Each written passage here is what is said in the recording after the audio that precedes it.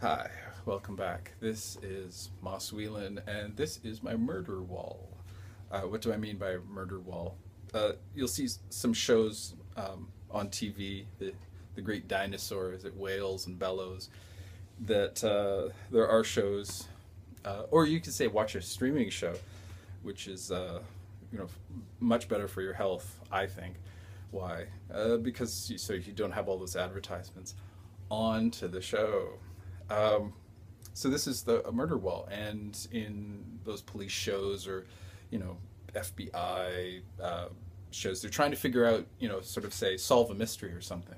You might even see it in a mystery show like, say, Sherlock or something like that. Okay, so there would be pictures of people, and there would be threads connecting. Uh, it gets weirder though, and to like say when you get watching movies about say serial killers and things like that, that they will have murder walls as well. So anybody can use a murder wall. Why not writers?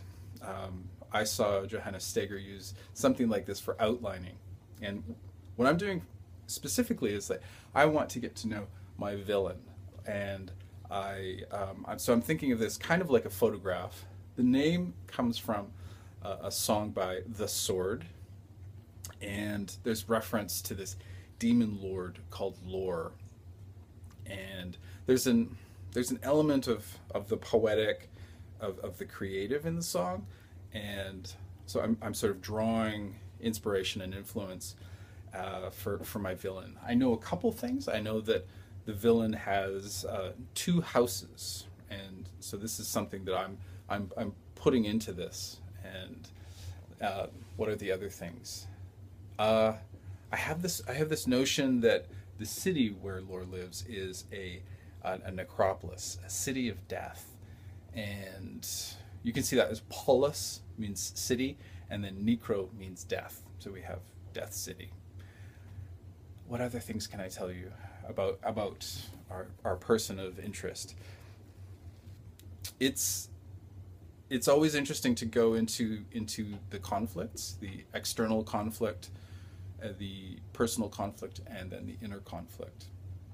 As I know it so far, our villain here is concerned on the external conflict with sort of world domination. That already has happened, so it's a matter of um, keeping it right, a matter of control and of say martial law.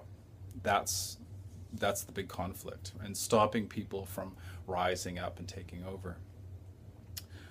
On the personal front, uh, the the people that share the power with Lore, this sort of upper class, um, what else?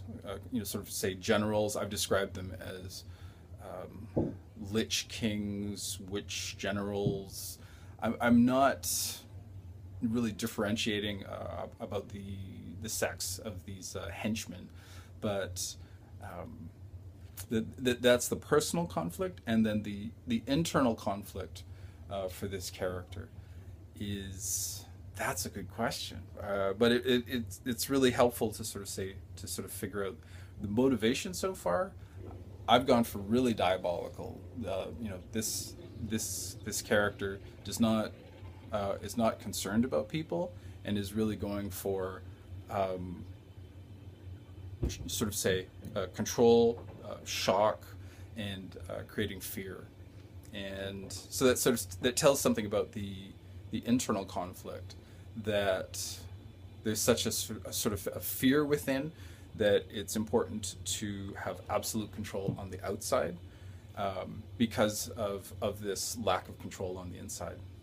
Well, this is the start of a murder wall, and so I'm going to pick up some red string. I'm going to start sort of collecting images and placing them around this, and sort of making connections about, say, branching off, like say who are the henchmen or the henchwomen, who are the say the influencers. Does anybody have any sort of power over this character?